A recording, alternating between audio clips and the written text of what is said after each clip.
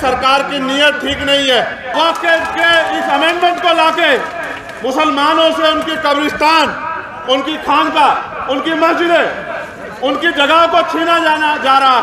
Kit देके हमें बेवकूफ बनाने का प्रयास किया जा रहा है। बिहार के मुख्यमंत्री जी से कि वो कमजोरों की आवाज सुने, एक बार और बदल जाओ मुख्यमंत्री जी, एक बार और वो फैसला ले ले तो शायद मुल्क के हालात बदल जाएं। जब तक ना बदले जालिम हुकूमत का मिजाज, एहतजाज एहतजाज एहतजाज। मिल्लत टाइम्स को चलाने के लिए, इसको कंटिन्यू रखने के लिए हमें आपके ताउन की अशद ज़रूरत है।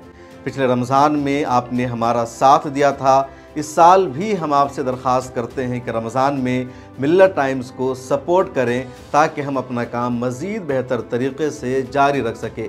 अकाउंट की तफसील आपके स्क्रीन पर मौजूद है, गूगल पे, फ़ोन पे और पेटीएम नंबर भी मौजूद है, इसके ज़रिए आप हमारी मदद कर सकते हैं।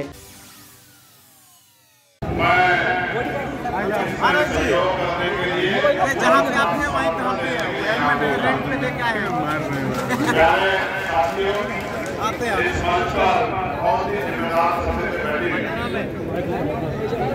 मैं इस तरह से सरकार की इस कार्रवाई को समझ पाया कि अगर किसी को कमजोर करना हो, किसी को बर्बाद करना हो, किसी को नुकसान पहुंचाना हो तो लाठी से बांधने की जरूरत नहीं है। उसकी आर्थिक ताकत को कमजोर कर दो, उसकी ताकत को इतना कमजोर कर दो कि वो घुटनों पे आ जाए। सरकार ने सोची समझी नीयत से किया। जिस दिन ये बिल, अमेंडमेंट बिल पार्लियामेंट में आया था, उस दिन भी हमारी पार्टी आज़ाद समाज पार्टी भीम आर्मी इसके विरोध में खड़ी थी।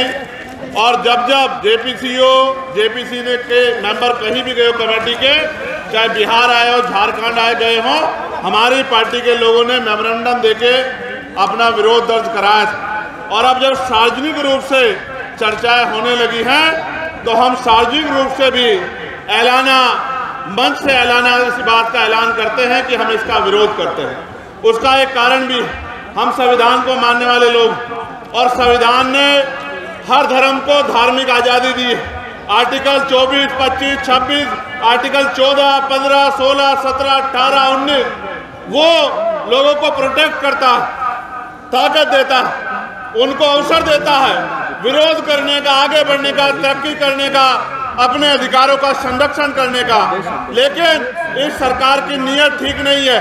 कल मुझसे कोई पत्रकार ये कह रहा था कि मोदी जी ने सौगात दी है, ईद पे किट दे रहे हैं।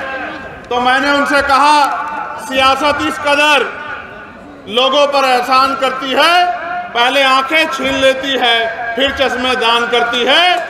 एक तरफ वक्फ के इस अमेंडमेंट को लाके मुसलमानों से उनकी कब्रिस्तान, उनकी खानका, उनकी मस्जिदें, उनकी जगह को छीना जा रहा है, उनको लूटने का प्रयास किया जा रहा है।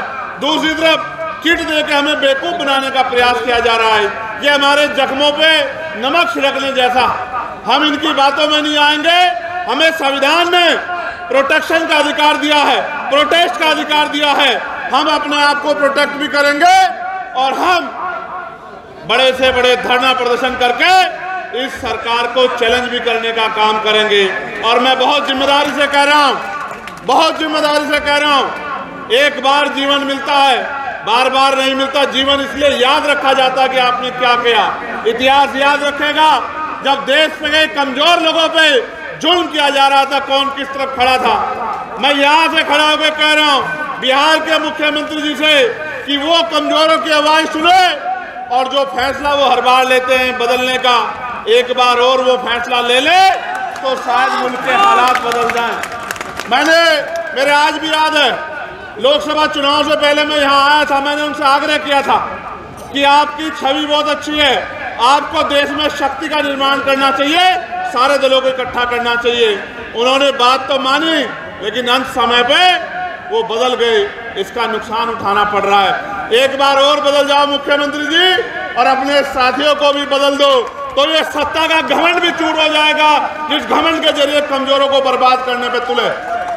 वो जो बिल है उसको पढ़ने की जरूरत है। वो कर क्या रहे हैं? वो सर्वे कमिश्नर की ताकत डीएम को दे रहे हैं। आपके प्रदेश में ही देख लो, औरों को छोड़ो। आपके प्रदेश में डीएम वो लगा है जो मुख्यमंत्री की बात को मानता है, जो मुख्यमंत्री के गलत को भी सही मानता है और जो मुख्यमंत्री कहता है उसको मानता है।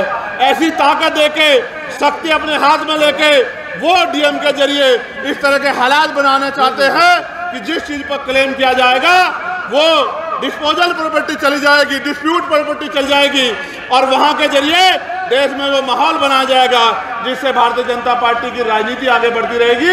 ये एक सोची समझी साजिश है। तो मैं अपनी बात को खत्म करते हुए मैं एक इशारा करता हूं, बुद्धिस्ट लोग हमारे बैठे हैं, जब एक जगह पे दो संस्कृतियों का मिश्रण होगा तो जैसे बोध गया में हुआ, इसी तरह जिस तरह से आपने यहाँ कहा कि हम दूसरे धर्म के लोगों को यहाँ वक्त में जो है जिम्मेदार बनाएंगे, तो इसी तरह का डिस्प्यूट खड़ा हो जाएगा जिस तरह का डिस्प्यूट यहाँ बोध गया में खड़ा है और हमारे लोग उसको झेल रहे हैं। मैं बहुत जिम्मेदारी से कह रहा हूँ कि जब तक ना बदले जालिम हुकूमत का मिजाज, एहतजाज एहतजाज और एहतजाज हमारा कान खोल के सुने। हम कमजोर नहीं है, संविधान के जरिए अपनी लड़ाई लड़ेंगे। मैं ऐलान करके कहता हूं, हर जगह पे आपके साथ खड़े हैं और जब तक सरकार झुक नहीं जाती, जब तक वो अपनी इस गलत सोच को वापस नहीं लेती, आपके साथ खड़े रहेंगे। मैं इमारत सरिया का बहुत शुक्रिया अदा करूंगा। समय समय पे उनकी गाइडेंस हमें मिलती रहती है। मैं उनके लिए, उस पूरी मूवमेंट की तरक्की के लिए भी और उनके लिए भी अच्छी सेहत की प्रार्थना करूंगा। बहुत बहुत धन्यवाद। जय भीम, जय भारत, जय संविधान। आदाब, नमस्कार। मिल्लत टाइम्स को जारी रखने और मजबूत बनाने के लिए हमारी आर्थिक सहायता कीजिए। ये एक आजाद मीडिया हाउस और कमजोरों की आवाज है। आप हमें देखें, सुने, पढ़ें और हर महीने ज्यादा नहीं, सिर्फ 100 रुपए से मदद करें। डिटेल्स डिस्क्रिप्शन में मौजूद हैं।